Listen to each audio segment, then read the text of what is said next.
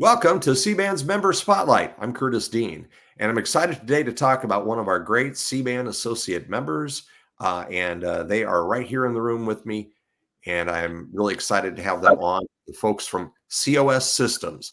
And I'd like to introduce you to Marcus Kitchens and Ashley Poling. We got to hang out a little bit last week at Fiber Connect, and eating Swedish candy was such an adventure. So thanks for coming on. I just maybe have you each introduce yourselves. Tell us a little bit about your role. Ashley, we'll start with you.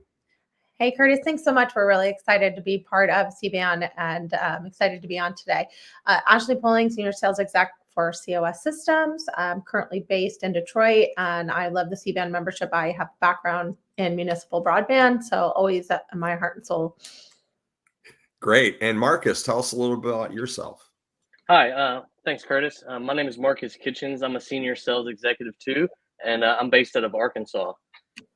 So glad to be here with you, Curtis. Appreciate the invitation. Yeah. Great. Arkansas and Michigan and Iowa represent today. That's right. We're all over the map. Yeah. And COS Systems, although you're in different states here in the U.S., COS Systems has its roots across the pond, right? Right. So just a little bit of background of what and who COS is. COS was founded in Sweden in 2011. We're based out of Umeå, which is a small town in northern Sweden. We quickly grew as a company and we came to America in 2013. We have had success in the last 10 years.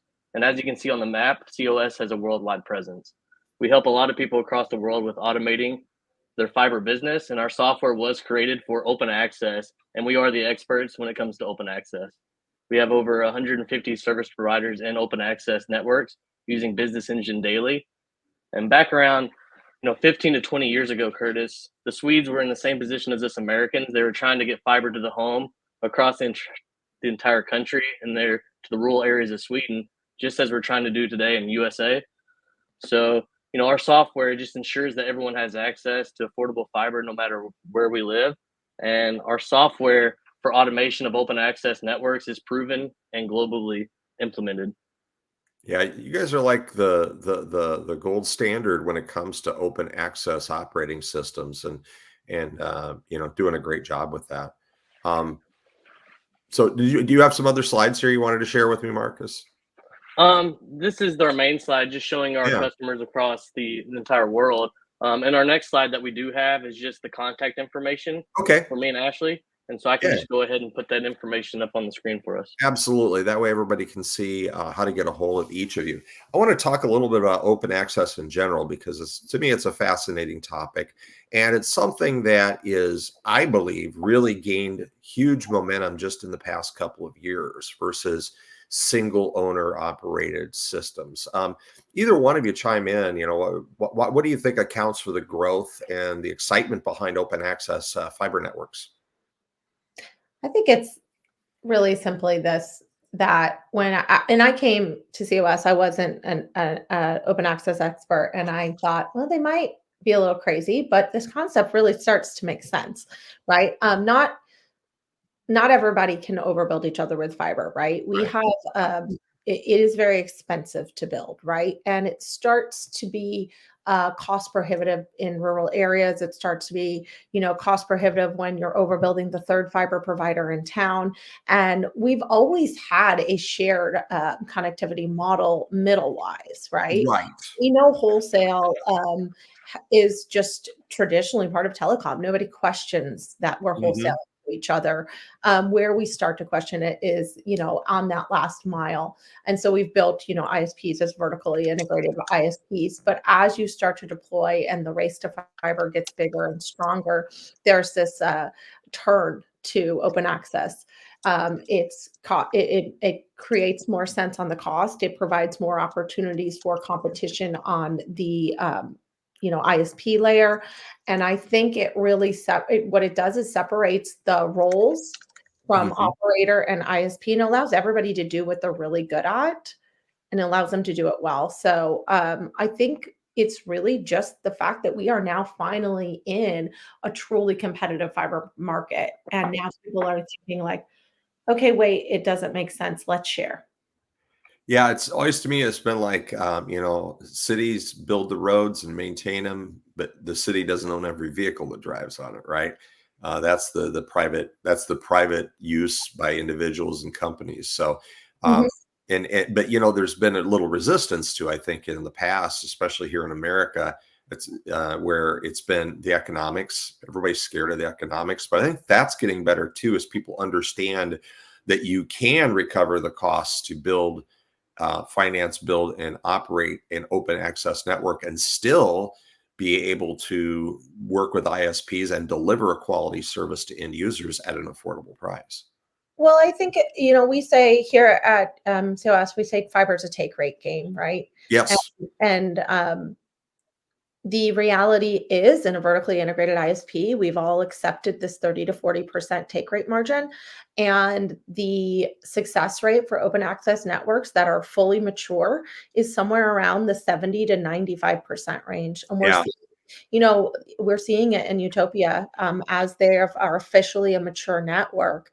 They have communities where they have 99% take rate, and that's what open access brings. So absolutely, the return on investment is there in an open network. Well, let's talk about the secret sauce, without obviously revealing trade secrets here. But why are you guys so good at what you do when it comes to open access operating platforms? What makes you different? And how did that come about? Marcus, do you want to take this one? Sure. Yeah, I would say, the secret sauce of our software is it starts with the address. We're an address centric software where, that's where it starts and that's where it ends. That's where Hmm. it's very different than a lot of different other softwares to where the address is very, it drives our software. Wouldn't you say, Ashley? Yeah, I think it's that we have an address centric model, which is different, and folks are starting to catch on to the importance of that as you grow and scale.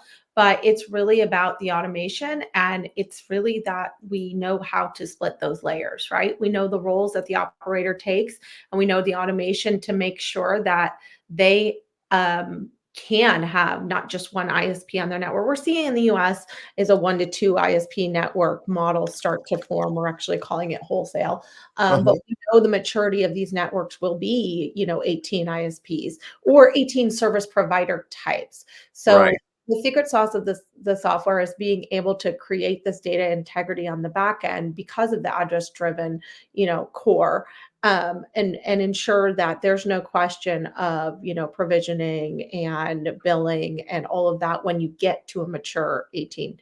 We also have an e-commerce platform. We do sell our software to traditional vertical ISPs at this point. We've adapted. We have traditional billing, and one of the core pieces that we have that's different as well is that because of coming from open access, we have an e-commerce platform. So you go on Hmm. this Amazon customer centric buying experience, right? We want to eliminate the touch points for phone calls and things that take time and pull you away from being able to operate efficiently. So Yeah. it's yeah, that's pretty much COS in a nutshell.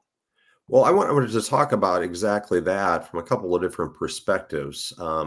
What does the experience feel and look like for a consumer, a person in their home or small business who wants to get internet on an open access system where you guys are doing all the secret stuff behind the scenes? What does that look like for them?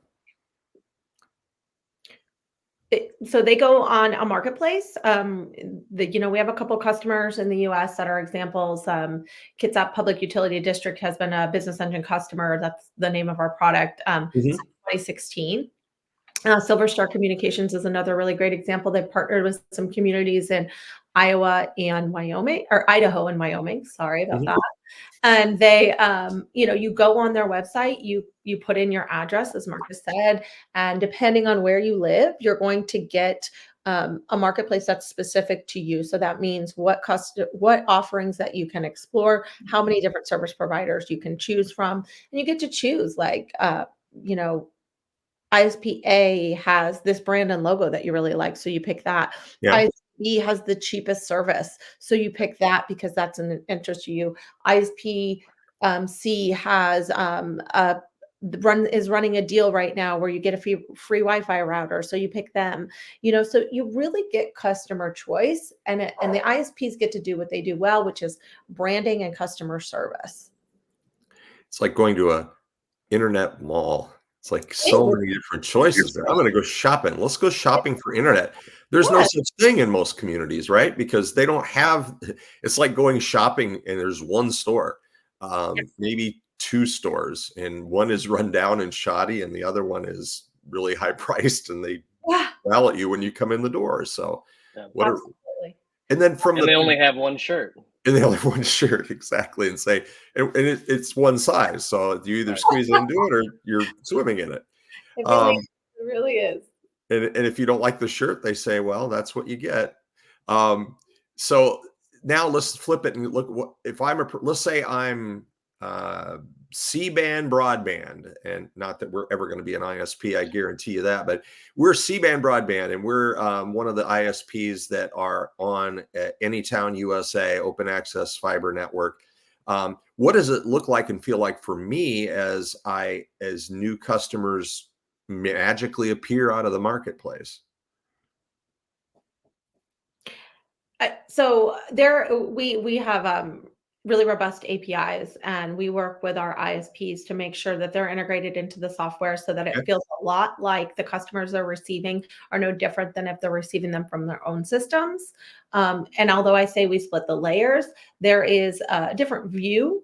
If you Mhm. own the network, right, you can actually have 3 layers in an open access network. We just, recently signed a new contract with some folks in West Virginia who have an operations plan, and they're going to operate some municipal fiber networks. So they'll be the operator in the middle. There'll be an owner and operator, and then there'll be multiple ISPs. So Gotcha. when the ISPs, receive a customer, first of all, they're given a batch of addresses, and they're saying these addresses are live. You can go sell them now, right? Yep. Uh, so they're well aware that what they're able to sell, and they're able to see into the system once they've sold it. They get notifications that are properly allow them to know they have a new customer. They are, they're notified when the provisioning's done. They can track their technicians. There's workflow and field service management. There's also, ticketing, an online experience for the customer to add tickets in, communicate, and they can see into the network about to the OLT status. So they feel a lot like they're Mhm. addressing their own customers. Except they're just sharing Sure. the glass in between with Exactly. however many other ISPs. You mentioned that ability to have competitors in the marketplace. Some of the systems that are using COS systems. What kind of marketplace do you see? 5 providers, 10 providers, 2 providers? Is it all over the board? In the European market, it's 40, Wow. and, those it's not just ISPs, right? What the Sure. marketplace what attracted me to COS personally was this concept. I had been consulting and traveling the country, and I had done work in Iowa and talked to municipalities who understood that this was an infrastructure that they needed to get their hands wrapped around. Yeah. Um, and the concept of fiber is what can we do with it? And so the concept of open access in my mind is if you have the fiber and if you control this infrastructure, what can you put on top of it? And the Right. market allows you to not just sell ISPs. And now we can sell security services, and we can put a package up for, a regional healthcare provider telehealth service. And we can add, enterprise services for enterprise customers, business services for business customers. Right. So you're not going to always have just ISPs, but in mature markets it's around 40 providers of services. Of a service, one or Yes. more And in services. the US, we are seeing it look a lot like 2 to 3 ISPs to start Yeah. smaller markets. But you can see folks, I think Utopia has a 10 to 18 now. Hmm. So you see the variety of maturity in the markets, and it also, of course, it's always dependent upon scale. Yeah, yeah. And I would imagine that, you mentioned some of the differentiators between those providers or service, whether it's an internet provider or some other service. Those differentiators could be as variable as anything else. That's why some Mhm. people drive Chevys, some people drive Yeah. Subarus, and some people drive Volvos, to throw a little Swedish Yeah. brand out there. It's because, there's brand loyalty there. I really like the person at the lot that sold me the car, and I'm Mhm. loyal to them. You develop loyalty over the company itself, and Mhm. or you just like the way they treat you. And people don't buy a certain vehicle, as an example, because it's the cheapest vehicle on the lot. They buy it because it fits their needs. It's got the features they want. It's got the bells and whistles, so to speak. I would never buy a vehicle anymore unless it's got the smart display that I can plug my phone in and I can take calls and dictate emails on it. So, um, That's yeah, that's what's really cool about that marketplace concept, that it is not available to, what, 90% plus of Americans don't have access to an open access network. yeah, I don't know what the penetration number is, but it is obviously the majority of the market. It's Yeah. still yeah. Well, it's really pro-consumer, and that's what I really like about it. And I was skeptical about open access networks a few years ago when I first started hearing about them, but as we go on, and now we've got this giant push for more infrastructure, it makes sense that some, at least, if not most of that, be, whenever possible, open access, so that we can get the consumer the choices that they've been lacking forever and ever, rather than just adding, okay, now we've got, for a duopoly of the cable and phone, now we've got a triopoly of three. You still only have three choices, and maybe sometimes it's better to have more than that. I know it is when it comes to selecting your soft drinks or your vehicles or whatever. So, Yeah. well, hey, we've got your contact information up here on the screen, for people that want to get in touch with you. Also, want to make sure everybody sees your website address. Go on there and learn more. And if you're one of our C-band provider members and you're watching this and you are thinking maybe it's time for a change, maybe a more modern platform to operate your system, even if you're not open access, these guys can fill that bill. And I think you won't turn anybody down if they want to give you a call, will you? Absolutely. No, we the core of our product really accelerates growth for our ISP driven vertical ISPs as well. So we'd be happy to chat. Absolutely. And say, if you're listening to this and not watching it because you're getting this, say, from our website, or I'm sorry, a podcast, I will put in the description. I'll put the two email addresses for the two of you, and also the web address, so people can follow up with you. Uh, Thank you so much for taking the time to chat with us today here on our Member Spotlight. Our guests today have been Ashley Poling and Marcus Kitchens with COS Systems. Thanks for being a member. We appreciate your support. Thanks, Thanks, Curtis. Curtis.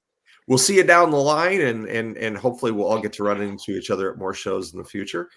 Thank you all for joining us here on today's edition of C-band Member Spotlight. Have a great day.